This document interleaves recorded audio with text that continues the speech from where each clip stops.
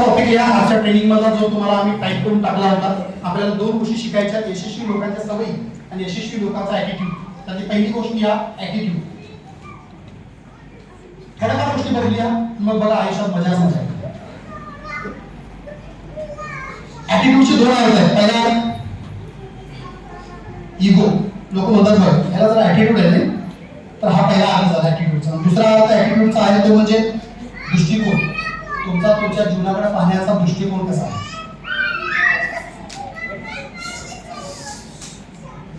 ते त्यांचं काम करतात, आपण आपलं काम करतोय. ते 5-6 जण त्यांचं काम करून जर 100 लोकांचं लक्ष केंद्रित करू शकत असतील तर ते सगळ्यात मोठे ट्रेनर आहे. आपण 100 जण आहे, आपण आपला एवढा धंद्यापुढे आहे की किती शांत झाले, हे क्या चल रहा है. ओके, ते ओरडतात, तुम्ही जर ओरडा तुम्ही शांत करू वाढा काय लागेल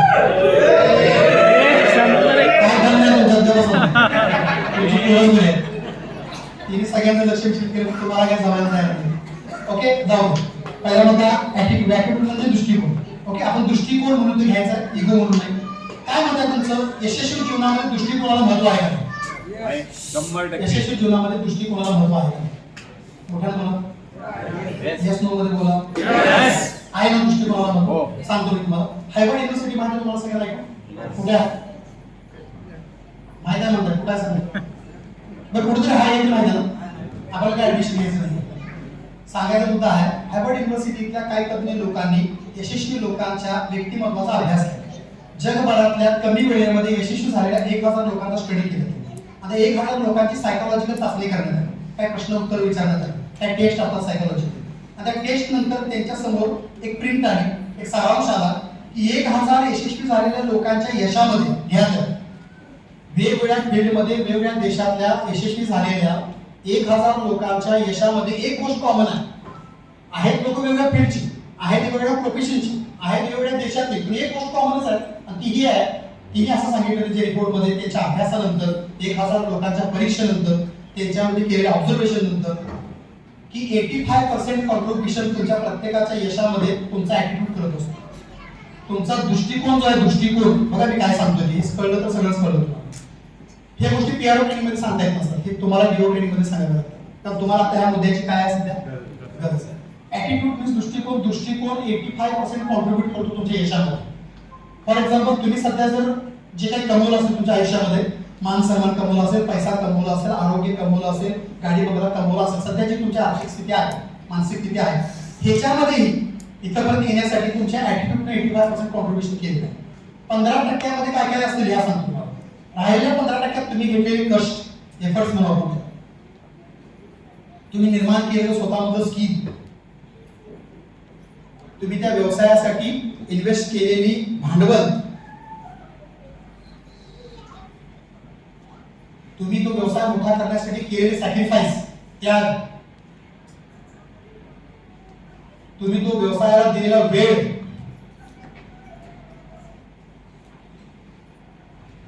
तुम्ही त्या व्यवसायात वापरलेल्या आयडिया, तुम्ही त्या व्यवसायात उभं करण्यासाठी घेतलेली मेहनत, तुम्ही त्या व्यवसायाशी संबंधित घेतलेला अभ्यास, काही ट्रेनिंग सुद्धा केली असतील तुम्ही ते उभा करण्यासाठी, अशा सगळ्या गोष्टी किती टक्क्यात येतात? आणि एकटा 85% कॉन्ट्रिब्यूट कोण करतो? कोण महत्वाचं? आधी काय डेव्हलप केले गेले पाहिजे? एखादा व्यावसायिक व्हायचा असेल तर, मोठा व्हायचा असेल तर ह्या 15% गोष्टी कधी येतात? आधी काय आलं पाहिजे? 85% भाग जर ॲटिट्यूडवर डिपेंड असेल तर आधी ॲटिट्यूड कसा येतो, दृष्टिकोन कसा बनतो यासाठी आधी काम केलं गेलं पाहिजे. बाकीच्या 15% गोष्टी ॲटिट्यूड बनल्या तर ऑटोमॅटिक येतात बाय डिफॉल्ट येतात. ॲटिट्यूड जर एवढं महत्वाचं असेल तर मग ॲटिट्यूड दृष्टिकोन बनतो कसा हे आता महत्वाचा मुद्दा आला. ॲटिट्यूड बनतो कसा? तर ॲटिट्यूड किती प्रकारचा असतो ते आधी सांगतो तुम्हाला. या त्याच्यामध्ये ॲटिट्यूड मध्ये दृष्टिकोन कशा कशाचा कसा असला पाहिजे. या स्वतःविषयीचा दृष्टिकोन, सेल्फ ॲटिट्यूड म्हणून आपण स्वतःविषयीचा दृष्टिकोन. दुसरा आरोग्याविषयीचा दृष्टिकोन, तुमच्या स्वतःच्या आरोग्याविषयीचा दृष्टिकोन.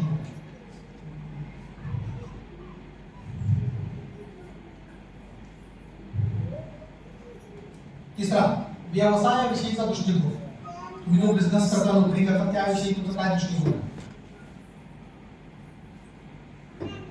पॉईंट नंबर 4, व्यक्तीविषयीचा दृष्टिकोन. तुमच्या कुटुंबात काही व्यक्ती असतात, तुमच्या आसपास काही मित्र असतात, लोकांशी घेरले गेले आहे, रोज आसपास आपले लोक आहेत, त्यांच्याविषयीचा दृष्टिकोन. 5, घटनेविषयीचा दृष्टिकोन. आपल्या आसपास रोज काही ना काही घटना घडत असतात, फॅमिलीमध्ये घडत असतात, बाहेर घडत असतात, काही इमोशनली घटना असतात, काही दुःखद असतात, काही अपघाती असतात, काहींची डेथ होते, ती घटना असते. ह्या ज्या घटना आहेत त्यांच्याविषयीचा दृष्टिकोन. ओके, पुढे वस्तूविषयीचा दृष्टिकोन. तुम्ही नेहमी रोज सकाळपासून संध्याकाळपर्यंत सकाळ मॉर्निंग टू नाईट वेगवेगळ्या वस्तूंची घेरले गेलं चेक करतो.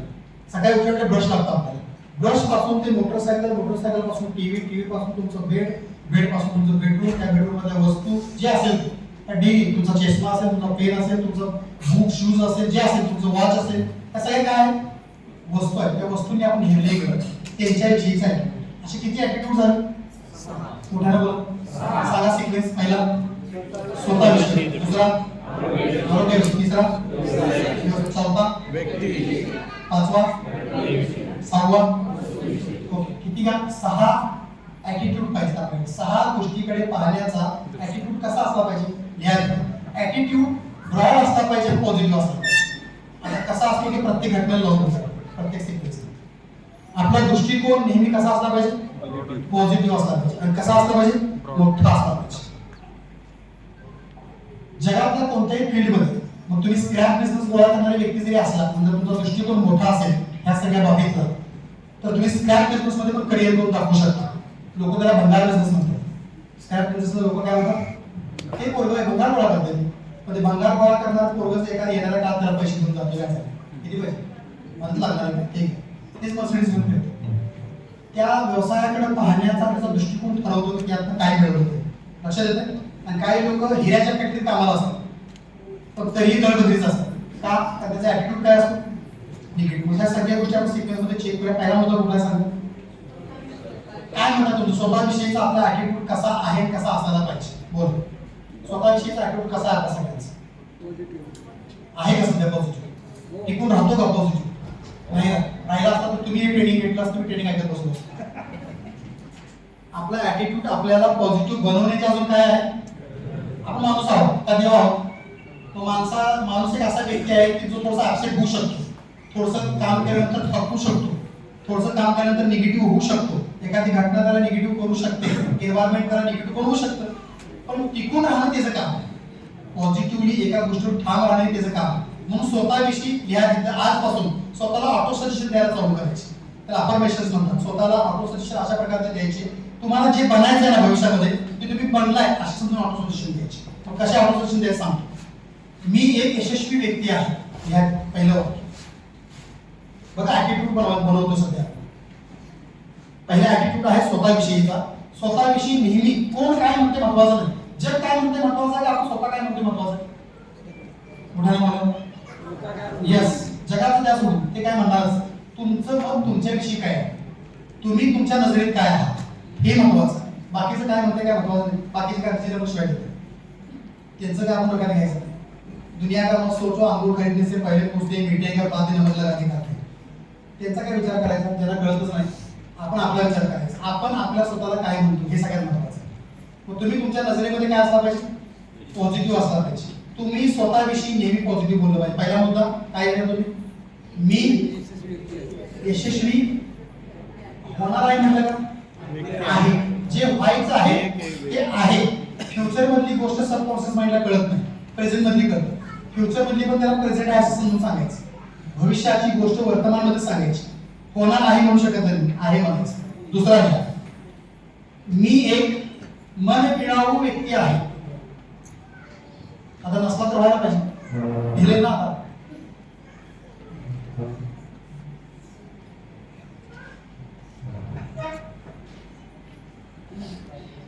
मी नेहमी पॉझिटिव्ह असतो असं रोज म्हणायचं स्वतःला. मी नेहमी पॉझिटिव्ह असतो आणि सगळं आशासमोर वाढून करायचं रोज सकाळी 5 मिनिट. पण हे करताना स्वतः हसू नका, कारण आपण काय आपल्याला जास्त माहित असतं. दिवसभर आपण निगेटिव्ह असतो, आशासमोर मी सांगितलं उभा राहणार आणि म्हणणार मी पॉझिटिव्ह असतो, स्वतःच हसणार का मी पॉझिटिव्ह असतो.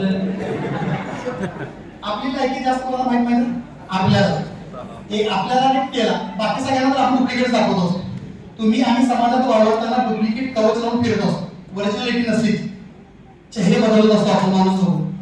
आपला कॉमन सेन्स फार ऍक्टिव्ह असतो. आपण कुठे गेल्यावर कसं वागल्यावर त्यांना बरं वाटेल हे वागत असतो. डुप्लिकेट असतं ते सगळं. चार भिंतीच्या एकट्या असताना तुम्ही जे असता ना ते ऍक्च्युअल असतं, ते ज्युनियर तुमची ओरिजिनलिटी असते.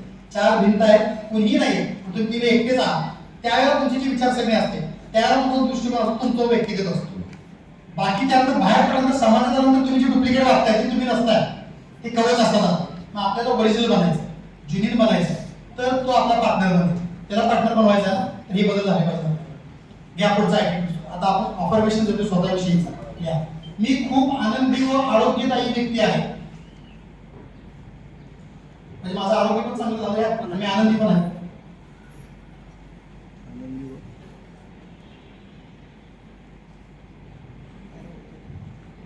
मला अडचणीतल्या लोकांना, गोरगरीब लोकांना मदत करायला खूप आवडतं. हे तर तुम्ही हसणारच. तर अशा समोर जेव्हा तुम्ही उभा राहणार आणि हे वाक्य बोलणार तर एक मत काय म्हणणार माहिती का, दुनिया का सबसे बडा गरीब तू ही आहे, तू क्या मदत करेगा. असं होऊ नये. हे होण्यासाठी आपण तयारी करणं गरजेचं. असं म्हणत केला ना तर ऑटोमॅटिक तुमच्यामध्ये ह्या गोष्टी यायला चालू होतात. लोक म्हणतात बघा आपल्या माणसाचं महत्व कुणी वाढवलं पाहिजे. इथं तसं नाही. आता मुद्दा कुठे आपल्या माणसाचं नाही, आपलं महत्व आपणच वाढवलं पाहिजे. आपल्याला उजाळणी कुणी दिली पाहिजे, आपणच दिली पाहिजे. तूच आहे तुझ्या जीवनाचा शिल्पकार, असं कोण म्हटलं? सद्गुरू वामनभाई. आणि हेच एक वाक्य व्हॉट्सअपला जिने लिहून पाठवलं त्याने फोटो दिला होता.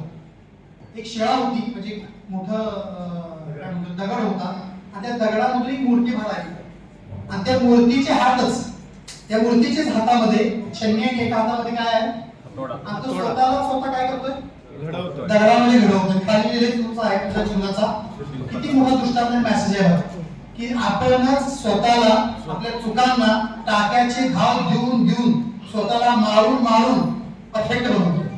स्वतःला मारून मारून परफेक्ट बनवला तर मग तुमचं परफेक्शन कधी जात नाही आणि ते परफेक्शन तुम्हाला यशापर्यंत पोहोचवतं. हे बनवणं गरजेचं आहे. कोणीही बनवू शकत नाही आणि कोणीही बनवून तुम्ही बनत पण नाही. कोणी बनवलं पाहिजे स्वतःला? स्वतःला स्वतः घडवा, म्हणजे कोणी तुम्हाला डॅमेज करू शकणार. ओके, ह्या झाल्या पॉझिटिव्ह अफर्मेशन्स. ओके, मी खूप श्रीमंत आहे. भले नसालाच पण ह्याला काय अडचण नाही. निसर्गाला काय माहिती आहे का नाही, सांगूया की त्याला मी आहे. ती श्रीमंती पैशालाच असेल असं नाही. मनाची श्रीमंती, आरोग्याची श्रीमंती, विचारांची श्रीमंती, मनाची श्रीमंती. ओके, अशा काही पॉझिटिव्ह अफर्मेशन जे तुम्हाला हवे आहे भविष्यात ते घेऊन काढा. तुम्हाला मर्सिडीज घ्यायचे, माझ्याकडे मर्सिडीज आहे, घ्यायचे म्हणायचं नाही, आहे. स्वतःविषयी काय राहायचं आपल्याला? लॉ ऑफ अट्रैक्शन एक सिद्धांत है, जो चीज आने वाले दिनों में आपको चाहिए वो मिल चुकी है ऐसा समझना और उसके आनंद को व्यक्त करना लॉ ऑफ अट्रैक्शन है. एखादी गोष्ट आयुष्यात खेचायची असेल तर ती गोष्ट मिळालेली आहे असं आजच समजणे आणि त्याचा आनंद आजच व्यक्त करणे ऑटोमॅटिक तुम्हाला ते तुमच्या आयुष्यामध्ये यायला चालू. एक ट्रेनर होता, त्याचं नाव मला आठवे ना, अजून आहे तो ट्रेनर आणि खूप पैसे घेतो तो ट्रेनिंग वगैरे घेण्यासाठी. असं ऐकलं मी की स्वतःच्या बाजूला फोटो काढण्यासाठी पण तो 10,000 एखाद्या व्यक्तीकडे आणि असे प्राईम मिनिस्टर वगैरे अशा लोकांच्या बरोबरच जे ट्रेनिंग असतात असे लोक त्याचे विद्यार्थी आणि त्यांना तो ट्रेट करतो. Tony Robinson. तर टॉनी रॉबिन्सन हा ट्रेनर असा आहे, त्या व्यक्तीने ज्याला तो लहान होता, ज्याला तो ट्रेनर झाला नव्हता, ज्याला तो मोठी व्यक्ती झाला नव्हता, त्यावेळेला काय करायचं, त्याला चेक यायचा आणि तो असं म्युझिक लावून डीजे लावून डान्स करायचा. आजूबाजूचे लोक बोलावायचा, डान्स काय करतोय, काय आनंदाची घटना, जाऊन विचारलं. जाऊन विचारल्यानंतर तो सांगायचा मला चेक आहे.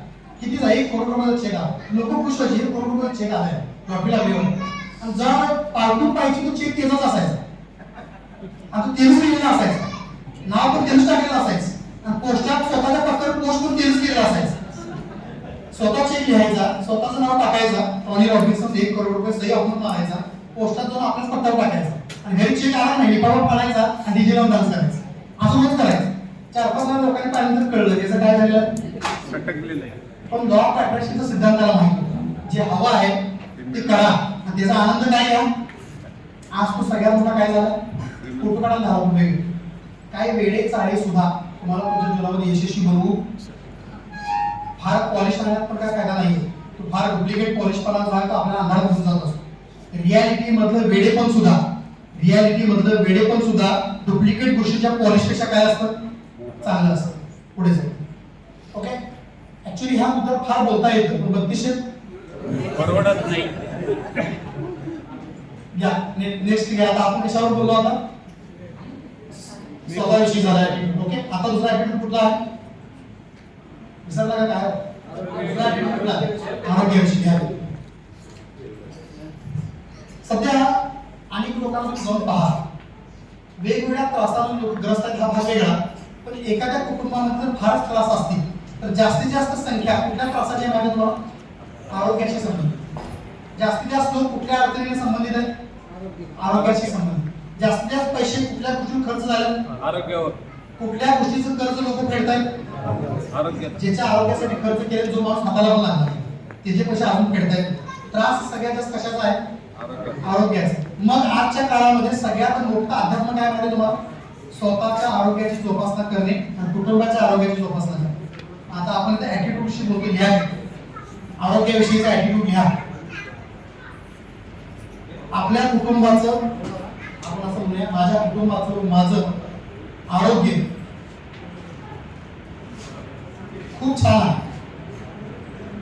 आता नसेल तर करावं लागेल, आपण प्रेझेंट मध्ये लिहिलं, नाही नसेल तर तुम्हाला करावं लागेल. त्यासाठी काय काय प्रयत्न करायचे त्याच्यावर मी उद्या पण बोलणार. पण आपल्या कुटुंबाविषयीचा ऍटिट्यूड, आरोग्याविषयीचा कसा असला पाहिजे, चांगला असला पाहिजे. अजून एक गोष्ट ऍटिट्यूड मध्ये, आपल्याला एखादा आजार झाला, होऊ शकतो का नाही, चान्सेस आहेत का नाही, आपल्या कुटुंबातल्या एखाद्या व्यक्तीला एखादा आजार झाला, चान्सेस आहेत का नाही, त्यावेळेला ऍटिट्यूड तुमचा काय असला पाहिजे, आता काय खरं नाही, आता माझं काय खरं, आता आमच्या मम्मीचं काय खरं, असं असलं पाहिजे. हा एकदम कॉमन आहे. अनेक लोकांना वाटतं तुम्ही बरा, तर कुठला ऍटिट्यूड बरा आहे, सिरियस घेऊन भिलेला ऍटिट्यूड बरा का त्याला इझी घेतलेला ऍटिट्यूड बरा. आरोग्याच्या संबंधित कोणतीही घटना घडली, कोणाचंही आरोग्य बिघडलं असं तुम्हाला वाटतंय तर त्याला इझी घ्यायचं, फार सिरियस घ्यायचं. कोणत्याही आजाराला तुम्ही फार सिरियस ज्याला घेता, स्वतःच्या ब्रेन मध्ये जर त्याला जागा देता, तो आजार फार स्पीडने वाढायला चालू होतो, तुमच्या आयुष्याला तडा जातो. स्वतःच्या कुटुंबाच्या आरोग्याविषयी नेहमी पॉझिटिव्ह राहायचं. कोणतीही गोष्ट घडली तरी असली, कोणताही आजार झाला जरी असला तर त्याला निगेटिव्ह करून सांगायचं. पॉझिटिव्ह झालेलं आहे, शुगर तुम्हाला कळली का, पण बरी होणार, अडचण नाही, त्या पद्धतीची कामं माझी सुरू लवकरच मी तुम्हाला शुगर बरी करून दाखवतो. आणि स्वतःच्या, अजून एक मुद्दा लिहा, स्वतःच्या कुटुंबाच्या आजाराची चर्चा कुणासमोर करायची, हे आपण पिअर ट्रेनिंग मध्ये शिकतो. स्वतःच्या आजाराची, कुठलाही आजार तुम्हाला असतो आणि कुटुंबाच्या आजाराची चर्चा कुठेही करायची. जेवढी तुम्ही चर्चा कराल आजाराविषयी तेवढा तो आजार काय होतो,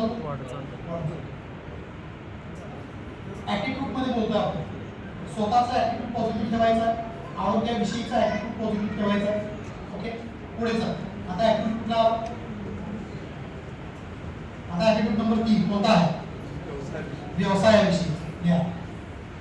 अच्छा, नोकरी मध्ये स्टेबल इन्कम असतो का व्यवसायामध्ये स्टेबल इन्कम असतो, सर्वांनी बोल. नोकरीमध्ये, व्यवसायामध्ये इन्कम कसा असतो, आपण समज संस्थेसोबत जे करतोय तो नोकरी आहे, व्यवसाय आहे आणि या व्यवसायाचे मालक कोण आहेत. एखाद्या महिन्यामध्ये कमी जास्त होऊ शकतं, एखाद्या महिन्यात प्रोडक्ट 100 जातील, एखाद्या महिन्यामध्ये 70च जातील, नाराज होऊन चालेल का. 70 ज्या महिन्यात गेले त्या महिन्यामध्ये इव्हॅल्युएशन करून का कमी झाले, काय चुकलं, त्या चुका रिपेअर करून पुढच्या महिन्यात 130 कसे जातील याचं प्लॅन करणं काय आहे. नाराज होऊन मला आता हे जमतच नाही, असं काय, हे बरोबरच नाही, मी प्रत्येक ठिकाणी जाईल तर मला अडचणच येते, असं निगेटिव्ह बसला तर तुमच्या अपयशाचे जबाबदार तुम्ही.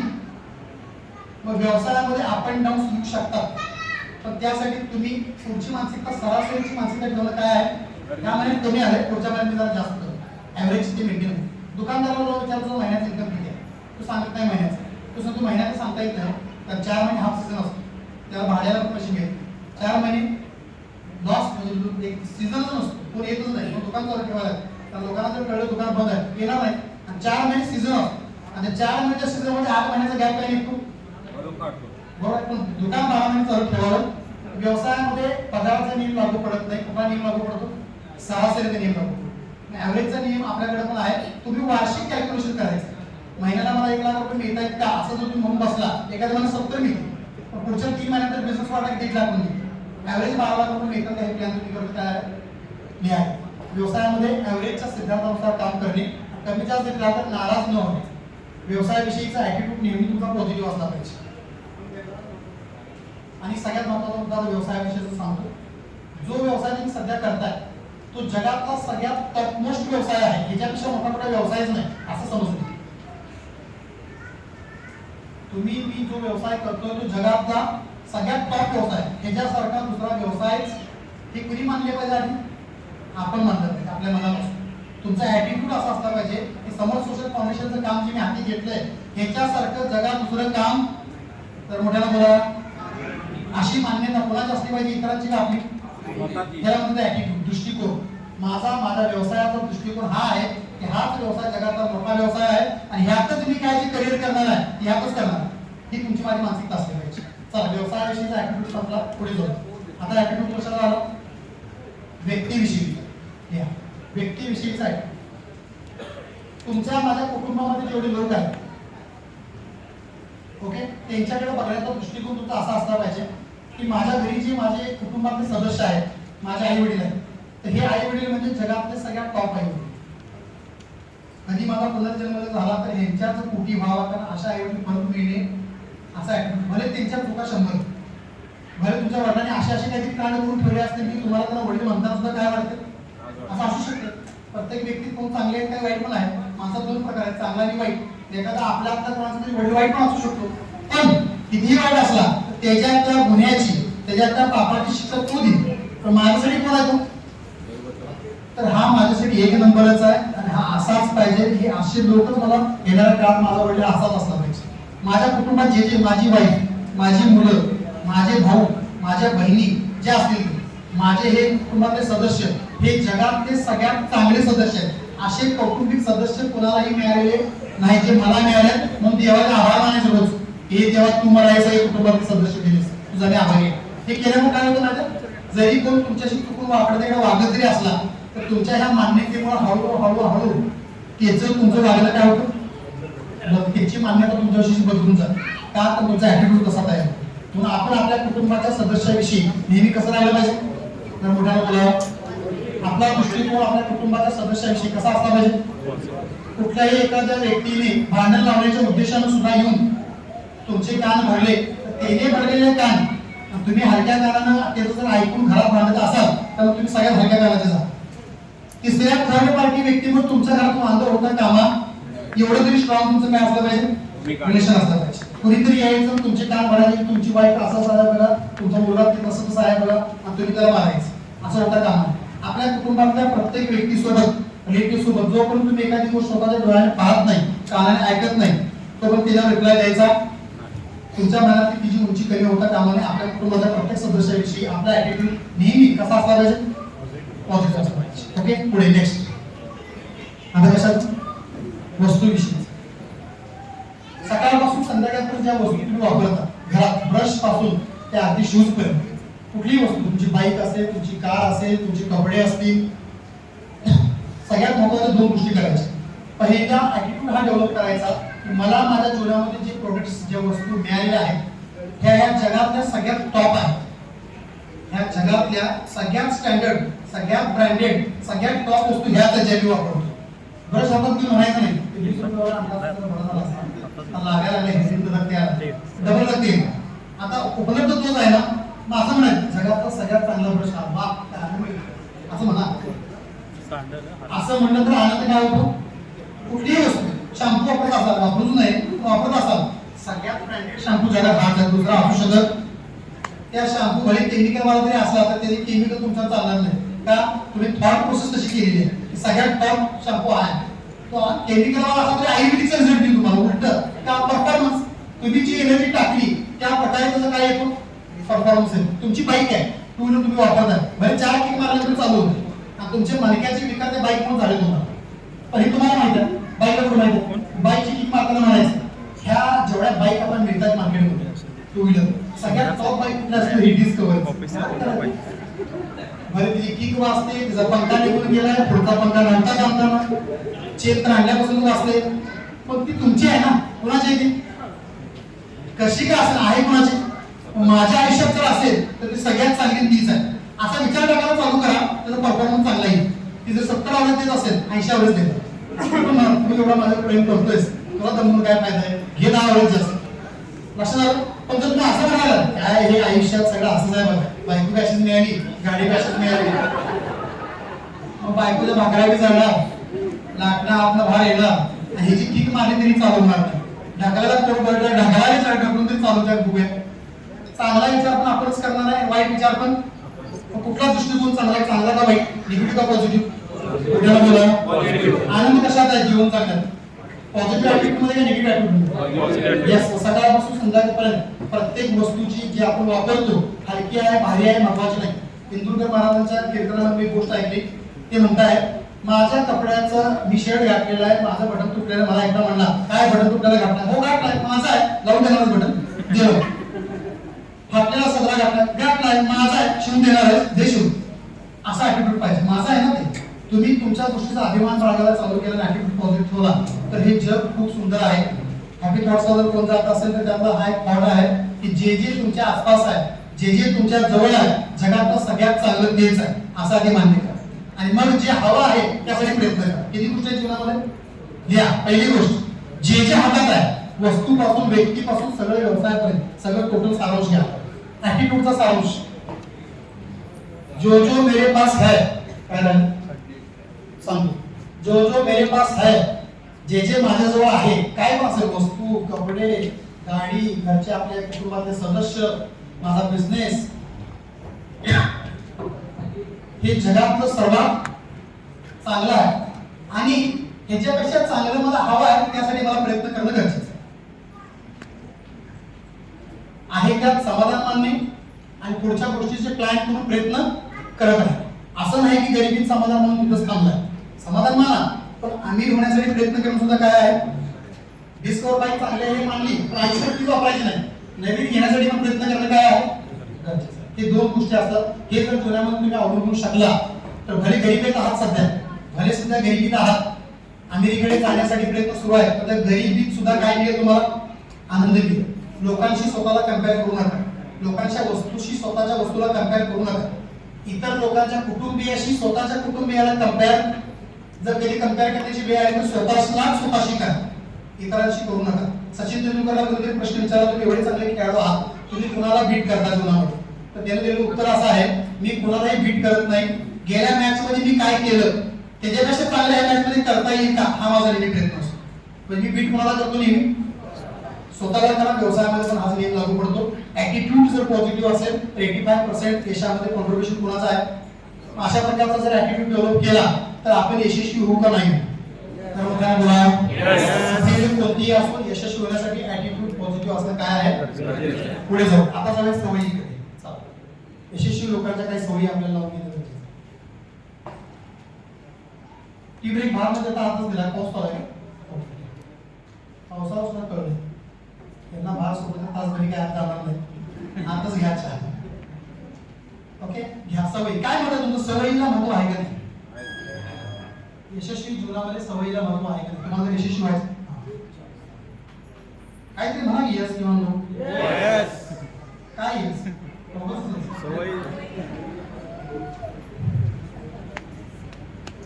म्हणा येस पण सवयीला महत्व आहे. कुठल्या सवयी? चांगल्या सवयी. आता आपल्याला कुठल्या? चांगल्या सवयी. काय सांगता? हे बंद करा ट्रेनिंग चला. चांगल्या पण आहेत, वाईट पण आहेत. वाईट मान्य करता आल्या पाहिजे आणि बदलण्याची तयारी केली पाहिजे. असं म्हटलं जातं यशाचं मोठं जहाज, यशाचं मोठं जहाज, बघा यशाचं मोठं जहाज चुकांच्या होलांनी जर भरलं असेल तर त्या होलातून येणारं पाणी तुमचं यशाचं जहाज काय करू शकतं? जहाज मोठा आहे का पडलेली होल मोठी आहे? नाही, जहाज मोठा आहे, पडलेली होल काय? मग तुमच्या यशाचं जहाज बुडवायचं नसेल तर चुकांची होलं वेळेत मोजवणं काय आहे? आपल्या काय काय गोष्टी चुकतात आणि आपण कसं असलं पाहिजे, आपल्या सवयी कोणत्या असल्या पाहिजे ह्या मी मला सांगतो. घ्या पहिली सवय असायला काय पाहिजे ते सांगतो. जी तुमच्या आहेत त्या आपण सांगायला नको. तुमच्या काय काय तुम्ही चेंज करा, असायला काय पाहिजे ते आपण क्लिअर. पहिली स्वच्छता. स्वच्छतेला फार महत्व तुम्ही तुमच्या आयुष्यात द्या. ती सवयच लावून घ्या स्वच्छतेची. संत गाडगे बाबा सांगून गेले. काय सांगून गेले? स्वच्छतेतून समृद्धीकडे. आपल्याला समृद्ध व्हायचं म्हणून आपल्या इकडे आपल्याला हे माहित असलं पाहिजे की समृद्ध होण्यासाठी स्वच्छता सुद्धा काम आहे. तुम्ही सगळं करता प्रयत्न करता तुमच्या घरातल्या वस्तू जर तुम्ही स्वच्छ नीटनेटक्या ठेवत नसाल तर त्याचे श्राप त्यातून येणाऱ्या निगेटिव्ह एनर्जी तुमच्या यशाच्या आडव्या येतात आणि आपल्याला माहित नाही. स्वच्छतेमध्ये फार बारकावे काय काय स्वच्छ असलं पाहिजे ह्या सांग. पहिलं अंगण स्वच्छ असलं पाहिजे घरचं. काय काय शिकवायची वेळ बघा 32 में क्या क्या आता है. आता ही गोष्ट काही शिकवलीच आहे का पण आहे.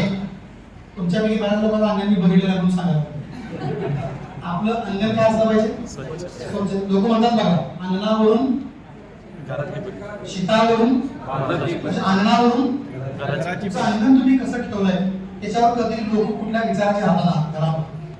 रोज सकाळी जर अंगण स्वच्छ असेल पाणी मारलेलं असेल अगरबत्ती लावली असेल रांगोळी वगैरे काढलेली असेल तर लोकांना कळतं की चांगल्या विचारांची माणसं असतात. दरबदरी लोक 10 वाजेपर्यंत पालखी झोपलेली आहे दरवाजा उघडलेला नाही अगरबत्तीचा वास सोडा नाही तसला वास पलीकडचे म्हणायला लागेल काय हे 4 अगरबत्त्या लावल्या तरी आमचं काय होईल. अशा घरात अवदासा जाईल का लक्ष्मी जाईल तुमचं काय मत आहे. अगरबत्तीचा सुगंध यायला लागलाय भक्ती संगीताचा आवाज यायला लागलाय. जात धर्म महत्वाचा नाही भक्ती संगीताचा आवाज यायला लागलाय अगरबत्तीचा वास यायला लागलाय रांगोळी काढली दिसायला लागल्या सकाळ सकाळी लोक उठलेले आहेत कोण रांगोळीचं पाणी गरम करायला लागलंय कोण मुलांना आवडायला लागलंय कुठं लक्ष्मी घुसेल काय बतायचं ह्या घराचं जिथं स्वच्छता आहे. ओके स्वच्छतेमध्ये बारकावे समजून घेऊन घ्या फार महत्वाचे. अंगणाची स्वच्छता ओके पुढे घराची स्वच्छता. घराच्या स्वच्छतेमध्ये कानाकोपरे म्हणतात बघा आपल्या मराठीमध्ये शब्द आहे. कानाकोपरे म्हणजे काय घरातले असे भाग जिथं सावता जातच नाही जिथं कोण पोहोचत नाही अशा ठिकाणची घाण आधी काढून टाका. कपाटाच्या खाली जाऊन शोधा आज गेले घरी कपाटाच्या खाली सोफ्याच्या खाली फ्रीजच्या खाली मोठमोठे ड्रम वगैरे ठेवून त्याच्या खाली आपल्या घरच्या ज्या महिला वगैरे आहेत ते झाडू मारतात कुठं मारतात मोकळ्या येत मारतात. बाकीचे जे असे भाग आहेत जिथं सावता जातच नाही रोज फ्रीज बाजूला काढून लोटणं शक्य आहे का. रोज म्हणून सोफा हलवून लोटणं शक्य आहे का. घाण जमलेली असते झळमट आलेली असते ते मकोडे बिकोडे झालेले असतात वाळवी लागलेली असते. आणि जुनी लोक म्हणली घराला काय लागू नये पण लागते त्या घाणेरड्या पाण्यामुळे. मग कधीतरी एक दिवस सोडून आठवड्यातला कानाकोपऱ्यात घाण काढणं गरजेचं आहे. त्याला सायन्स आहे त्याला फार मोठा अध्यात्म आहे. कुठल्या पुस्तकाचं लेखक सांगतो जातो पुस्तकाचं लेखक कोणा ते सांगतो जातो कळलं असेलच तुम्हाला. मी नाही असं महत्वाचं आहे की नाही सर हे महत्वाचं आहे की नाही सांगतोय यशामध्ये कॉन्ट्रीब्यूट करतात का नाही गोष्टी काय म्हणतात. तुम्ही मला 32 रुपये घेऊन घरातले कानेकोपरे झाडा हे सांगायला बोलवलेलं हो हेच सांगायला बोलवलेलं गेल्या गेल्या झाडांची सांगायला. ओके ह्या पहिला मुद्दा झाला. दुसरे तुमचे कपाट चेक करायचे कपाटामध्ये कपडे ठेवण्याची पद्धत.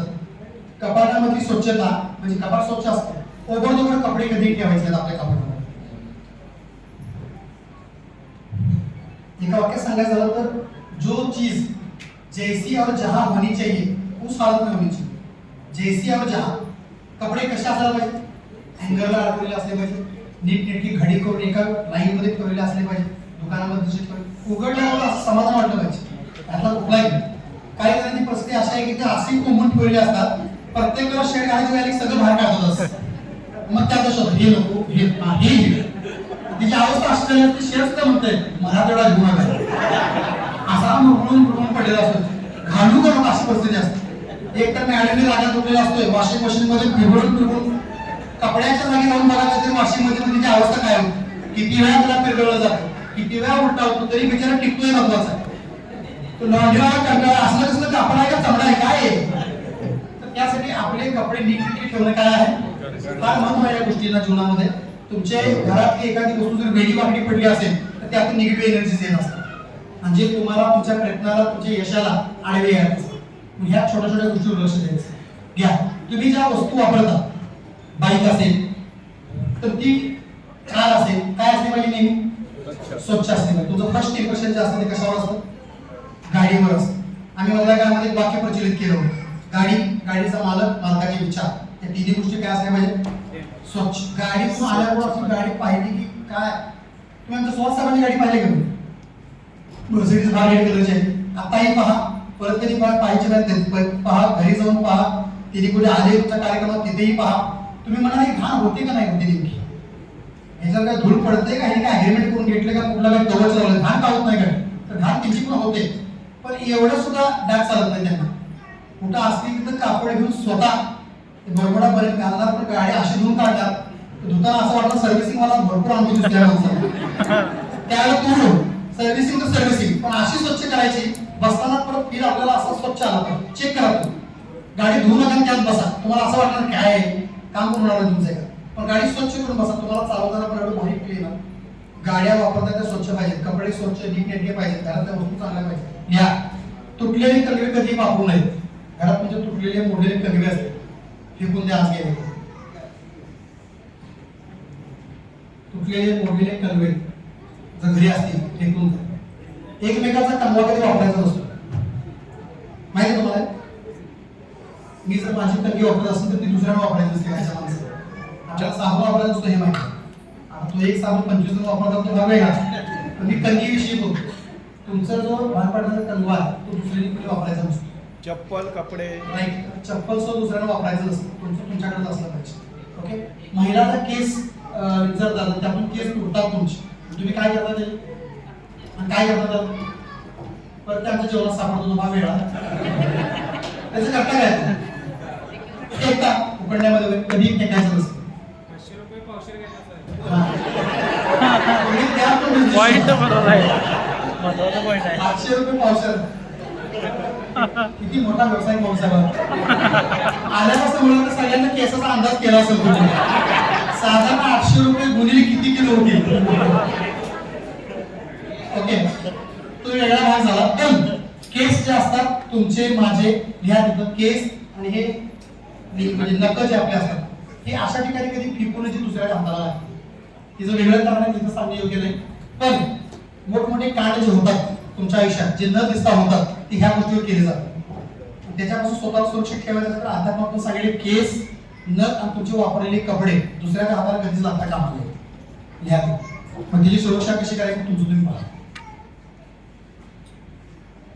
तुम्ही यूज केलेले कपडे नख आणि तुमचे केस दुसऱ्याच्या कोणाच्या गैर व्यक्तीच्या दुसऱ्या माणसाला हाताला कधी लागता कामा नये.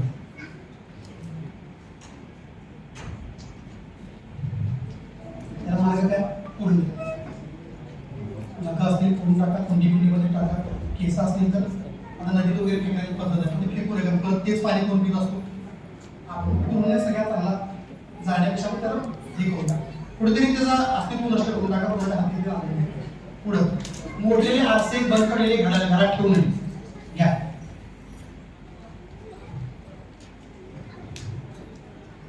एकंदरीत 2 गोष्टी चालल्या सध्या, स्वतःची जळमट काढण्याचं पण काम चालू आहे, वास्तूतल्या सगळ्या घरातल्या वस्तूंची पण जळमट काढण्याचं काम चालू आहे आमच्याकडे. या छोट्या छोट्या गोष्टी आहेत, फार बारीक गोष्टी आहेत, पण हीच बारीक बारीक बारीक झाडाला पडलेली फुलं आपलं झाड काय करतात बुडवलं. फुटलेले आरसे घरात कधीही ठेवू नये. ओके, गेले गेले काढून घ्या. बंद पडलेले घड्याळ भिंतीवरचे का हातातले वापरत नसाल टाकून कोणाला तरी देऊन टाका. घरी कपाळात बंद पडलेले घड्याळ ठेवू नये असे त्याचे नियम आहे. घरात कपडे जास्त काळ घालत नसाल असं म्हणूया, कोणतीही वस्तू जर जास्त काळ वापरत नसेल तर पटकन घरातून काय करून टाका, बाहेर काढा. जी वस्तू तुमच्या यूज मध्ये नाहीये, जी आता प्रपंचाच्या लायकीची कामाची राहिलेली नाही, बंद पडलेल्या सायकली गंजत पडल्या एका पोटात तिकडेच आहे 3 वर्ष, ते पोती काय ते भरून ठेवल्या भंगाराची तिकडेच आहे, तुम्ही बघितलंच नाही तिकडे. कुंड्या 2-3 फुटल्या त्या एका कोपऱ्यात तसेच आहे. गाडीचे टायर काढले जुनं तसंच पडले, त्यात पाणी होऊन बच्चे होऊन डेंगू झाला 4 जण, ते टायर तसंच आहे. अशा ज्या वस्तू जे तुमच्या कुटुंबाच्या काय राहिलेल्या नाही दादा, मग ती छोटी सुई असेल, मोठी बंद पडलेली बाईक असेल, काय पण असू शकते, मारुती व्हॅन बंद पडल्या बरेच दिवस तसे आमच्या आई वडिलांची आठवण आहे, मग आठवण कपाळात ठेवा काचेच्या बाहेर ठेवलं. निगेटिव्ह एनर्जी वाली कुठलीही गोष्टीची घरात यूज मध्ये येत नाही, ती काय करून टाकायची. त्यासाठी एक नियम सांगतो, या वर्षातून एकदा कुठला तरी हे ठरवा. शक्यतो आपण आपल्याकडे पाळवा हा आपला नवीन वर्ष मानतो, पाळव्याच्या वेळेला सुद्धा आपण घर सारवून घेतो, कलर करून घेतो, बरोबर, स्वच्छता करतो, त्यावेळेला ह्या गोष्टी करायच्या. वर्षातून एकदा घराची टोटल स्वच्छता, नको असणाऱ्या सर्व वस्तू स्क्रॅप बाहेर. पाडवा ज्या दिवशी त्या दिवशी तुमच्या घरी गुढी ज्या दिवशी उभी करताय त्याच्या 1 मिनिट आधी तुमच्या घरातल्या सगळ्या वस्तू काय झालेल्या असल्या पाहिजे. ज्या दिवशी गुढी उभी राहिली घरात चेक करायचं, एकही अननेसेसरी वस्तू घरात नाहीये, न वापरणारी वस्तू घरात नाहीये, बंद पडलेल्या वस्तू घरात नाहीये, त्याच ठेवल्यात ज्या डेली काय आहे मग जुने कपडे, जुनी भांडी, फाटलेल्या चादरी, बरंच काय काय असते प्रपंचात. उगाच घडी मारून ठेवलेलं असते, ती निगेटिव्ह एनर्जी पास करत असते. त्या काढण्यात आहे का त्याच्या पाठीमागे फार मोठं सायन्स आहे. हे शिकण्यासाठी लोक 2-2 लाख रुपये देतात आणि सिक्वेन्सली शिकवलं जातं. काय आवडायचं हे घरात नाही का काढण्याची काय आहे गरज आहे. कशात बोलतोय आपण सगळ्या सवयीमध्ये. ओके चला पुढे जाऊ. स्वच्छतेचा विषय संपला. गाड्या वापरत असाल त्याचं काय नीट नेटकं करायचं आहे, त्या गाड्यांचं डेंट पेंट करायचं आहे तर तेही ते महिन्यामध्ये ठरवावं आवश्यक. तर मला एक सवय आहे डिसेंबरमध्ये माझी सवय आमच्या टीममध्ये लोकांना लागली काय आमचे श्वास असतील असंसर असतील. डिसेंबरमध्ये आम्ही काय करतो काय कारण जरी नसेल तर गाडी सोडायचीच काम नाही. त्याचा टचअप करून घ्यायचं, पॉलिश करून घ्यायची, ते हेडलाईटचा गॅस काढा, टायर नवीन घाला, सगळं इन्शुरन्स करा, झालं ओके सगळं फी नवीन आला. परत वर्षभर बघायला नाही घास होते तुझे काय परत डिसेंबर गाडीला सांगून ठेवायला डिसेंबर तर कायसे नाही तुम्ही 13 नंबर कब आने वाला तब तक यूज नाही आला. डिसेंबरलाच परत द्यायचं काम परत त्याला चुकीचं करून कपडे बिपडे सगळे डिसेंबरला काढून टाकायचे. नवीन काय व्हरायटी चेंज करायच्या, कपडे घालायची पद्धत चेंज करायच्या डिसेंबर. जीवनामध्ये असा काहीतरी साचा असणं काय आहे. यशस्वी लोक असं जगत नाही तुमच्या माहिती सांगतो. त्या प्रत्येक गोष्टीचं त्यांच्याकडे काय आहे साचा आहे, त्यांना चांगल्या सवयी आहे. आपण उठतोय कधी पण मला यशस्वी व्हायचं असं होत नाही. यशस्वी हे छोट्या छोट्या गोष्टींचं परिवर्तन जीवनामध्ये गरजेचं आहे. छोटी छोटी बातों से परिपूर्णता आती है और परिपूर्णता कोई छोटी बात नहीं. पुढे जाऊ. ओके हा झाला आपल्या सवयीचा पाठ झाला. अजून घ्या सवयीमध्ये अजून काय काय आलं पाहिजे ते घ्या. सवयीमध्ये तुम्ही मला सांगा असल्या कोणत्या निगेटिव्ह सवयी आहेत तुम्हाला मला एक सामाजिक माणूस म्हणून ज्या तुमच्यामध्ये यशाच्या आडवे येऊ शकतात. करेक्ट लिहा. सकाळी लवकर न उठणे ही बॅड सवय. आता आपल्याला काय लिहायचे तिथे सकाळी लवकर उठणे.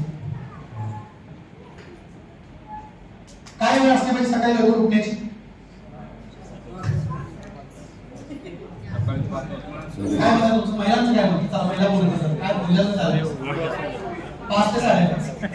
तुमचं काय म्हणतात जेव्हा लोकांचं 8 वाजता नाही ही 5:30 उठणार आपलं काय काम करायचं. हे जे उठणार आपले काढतात उठून घेणार चहा पाणी आपण दहा उपयोगी काय सांगतो तुम्हाला. ती वेळ काय महत्वाची नाही. सूर्य निघण्याच्या आधी तुम्ही उठलं काय आहे सूर्य तुम्ही तुमच्या डोळ्यांना असं वर येताना काय केलं पाहिजे कुणीही कुटुंबाचा सदस्य. ही जर तुम्हाला सवय असेल तर ही सायंटिफिकली आध्यात्मिकली कसेही त्याला चेक करा फायद्याचीच आहे. ज्या लोकांच्या घरी आमच्या महाराज सुद्धा म्हणतात आयुष्यात काहीच करू नका काय काम करू नका सकाळी लवकर काहीच करू नका म्हणतात. सकाळी काय होतं जाऊन काय ह्याच्या पाठीमागे बेस आहे तर ह्याचा बेसच आहे. सकाळी लवकर जर उठला तर त्याची एनर्जीच आहे कॉस्मिक एनर्जी आपल्या बॉडीला ते तुमच्या हातात काहीतरी मोठं घडून घेतातच. पण तुम्ही त्याला उठणं काय आहे एका वेगळ्या भाषेत असं समजा की लक्ष्मी सकाळी धन वाटायला आलेली असते. काल्पनिक भाषा समजून घ्या. पण त्यावेळेला तुम्ही जागा असणं काय आहे दोघी येतात एका वेळेला. अवदसा आणि लक्ष्मी बहिणी जो उठलेला असतो लक्ष्मी त्याच्याकडे जाते झोपलेला त्याला अवदसा जागे तिकडे. आता जो उठला नाही त्याच्या मागे काय लागेल लवकर उठल्याचा चेहरा होता लेट उठल्याचा चेहरा होता. कोणाच्या चेहऱ्यावर तेज दिसतं लवकर उठलं की आयुष्यामध्ये वेळ वाढतो. एक प्रश्न विचारतो तुम्हाला आयुष्यातला वेळ कोण वाढवू शकतो. आयुष्यातला वेळ वाढवता येतो कोणाला ठरलेला पण लवकर उठणारा व्यक्ती वाढवू शकतो. चेक करा रोज जर 2 तास लवकर उठला तर महिन्याचे तास किती झाले 60 तास. 12 महिन्याचे तास किती झाले 720 तास. आयुष्यामध्ये वर्षभरात काय केले 720 तास म्हणजे जीवनातले जीवन जगण्याचे तास किती आपले झोपलेले सोडून 12 तास. बरं 720 डिवाइड बाय 12 करा 60 दिवस आयुष्यामध्ये काय केले वर्षात. म्हणजे तुमचं वर्ष 12 महिन्याचं नाही किती महिन्याचं आहे 14 महिन्याचं आहे. तुमचं वर्ष 14 महिन्याचं. वर्ष वाढवता येत नाही पण वर्षातले महिने तुम्ही काय करू शकता कसं लवकर उठून. आणि ऍक्च्युअली शरीराला 6 ते 7 तासाची झोप काय आहे पुरेशी आहे. त्याच्यापेक्षा जास्त झोप आपण पेअर ट्रेनिंग मध्ये पण सांगतो आजार आहे. आजपासून सगळ्यात पहिला बदल आपण सगळ्यांनीच पुरुषांनीही आणि महिलांच्या बाबतीत एक गोष्ट लिहून घ्या सगळ्यात महत्त्वाची. ज्या घरची महिला लेट उठते त्या घरात ते अवस्था जास्त काय टिकून राहते. कुठल्या पुस्तकात लिहिलं सांगतो जाताना माझी गाडी घाल. असं म्हणायला नको की आमच्या साहेब लोकांमध्ये शिकून आणले नेमक्या ह्या एखाद्याची मिसेस लेट उठतेली असावी आणि त्याला साहेबांच्या गाडीमध्ये हा तुम्हीच हे साहेबाला गाडी द्या म्हणून साहेब मला असे बोलले असं व्हायला. महिलेला काय म्हणलं जातं घरची लक्ष्मी घरची लक्ष्मी. महिला बोलत जातं महिलेला काय म्हणलं जातं दोघं दिवस बाकी लक्ष्मी नाही कडक लक्ष्मी. लक्ष्मीलाच कॉन्फिडन्स नाही की लक्ष्मी आहे.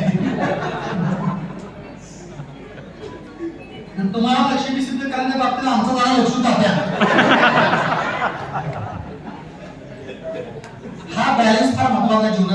सेट सांगतो. माझं वय फार लहान आहे तुमच्यापेक्षा, माझ्यापेक्षा बऱ्याच वयाला मोठी आणि अनुभव असणारी माणसं आहेत. चुकीचं पण असू शकते अनुभव, पण ज्या घरची महिला ती स्त्री, ती वाईफ असेल, आई असेल, बहीण असेल, मुलगी असेल, सकाळी लवकर उठते, त्या घरातून लक्ष्मी कधीही जात नाही. तुम्ही कुठल्याही कामात आहात तुम्हाला यशच येणार, पण त्यासाठी ही लवकर उठणं काय आहे. आता हे तुम्ही मुद्दा सांगत राहा साहेब काय म्हणले होते लवकर. ऍक्च्युली ही त्यासाठी मला पैसे दिले, मला सांगितले आमचं ऐकत नाही साहेब, तुम्ही बोला. घ्या पुढे मुद्दा नंबर 2 घ्या. जीवनातल्या सवयीमध्ये बदल येतात. आता महिलेविषयी बोलतो तर तेच सांगतो तुम्हाला. पुरुषाच्या इन्कमचा महिलेला कधी अहंकार येऊ नये. आपल्या हसबंडच्या, आपल्या घरातल्या काय करत्या पुरुषाच्या इन्कमचा, पैशाचा, त्याने केलेल्या अचिव्हमेंटचा, त्याच्या नाव मान सन्मान, त्याला जो रुतबा भार मिळतो, त्याला जे पुरस्कार मिळतो त्याचा तिच्या घरच्या कोणत्याही महिलेने काय करू नये, अहंकार करू नये. महिलेचा अहंकार पुरुषाचं अस्तित्व काय करतं, कार्यक्रम झाला समजायचं. माझा एक मित्र होता, ते आता नाही आमच्यासोबत, मित्र तुझं नाव घ्यायचं, त्याच्या मी मामाच्या घरी गेलो.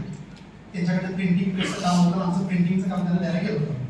मग गेल्यानंतर मामी आपला, मग आता हा मामी सख्या म्हणल्यानंतर त्याचं कळतं लगेच. मला वाटतं रिस्पॉन्स दिला चांगला, काही चहा पाणी आत नाही, दुसरं त्यानं असं केलं मामी तेवढंच आपण असं कधी आला घरी सगळीपेक्षा काय तुला झालं. ते चालण्याची स्टाईल, बघण्याची स्टाईल वरून मला कळलं की जरा अहंकारीच दिसते मामा. मामा एवढा सिंपल, एवढा भोळा भाबडा की बघताक्षणी प्रेम यावं त्याच्यावर, एवढा सिंपल माणूस. चहा घ्यायला खांद्यावर हात, म्हणजे मीच तुला वाचा आहे की असं वाटायला लागलं मला थोड्या वेळ. एवढा चांगला स्वभाव माणूस. बाहेर आल्याबरोबर गाडीत बसल्या माझ्या तो प्रत्येक बातमी निघतो. आणि मी त्या आमच्या मित्राला म्हटलं तुला गोष्ट सांगू काय, लवकर तुझा मामा एवढं का, तुझ्या मामाच्या यशाचा, तुझ्या मामीला जो गर्व आहे, त्याचा जो अहंकार आहे, हा अहंकार एक दिवस मामाला काय आणणार, रस्त्यावर आणणार. आणि त्याच्या 2 ते 3 वर्षानंतर ही घटना त्यांनी मला सांगितली. साहेब तुम्ही एकदा असं बोलत आठवत, पण मला तर काय आठवत असं तुम्ही बोला. बरं मामा एवढ्या लॉसमध्ये गेलाय म्हणला, आत्महत्या करायला होतं. चांगलं काम चाललेलं असतं, पुन्हा मुलं हे सगळं काम मामा म्हणून बरेच वेळा तुम्ही आम्ही मामा लोक चांगलंच असतोय, सगळा कार्यक्रम चुकतोय कुठं, मामेची जरा समान काय आहे. मामाला दागिना घेऊन दिला, घालवला, दुसऱ्या 4 गरीब लोकांसमोर मिळवला, तिथं अहंकार इगो दाखवून आली, तुमचा कार्यक्रम झाला गेला. ह्या बॅलन्स फार महत्वाचा. कदाचित मी जे सांगतोय काही लोकांना वाईट वाटत असेल, पण कुणीतरी आपल्या चांगल्यासाठी बोलणं काय आहे, सत्य जरा कडू असतं. मग ते कडू बोलल्यानंतर मला 4 शिवाय त्या चालतंय, नाहीतरी कावळ्याच्या शापानं.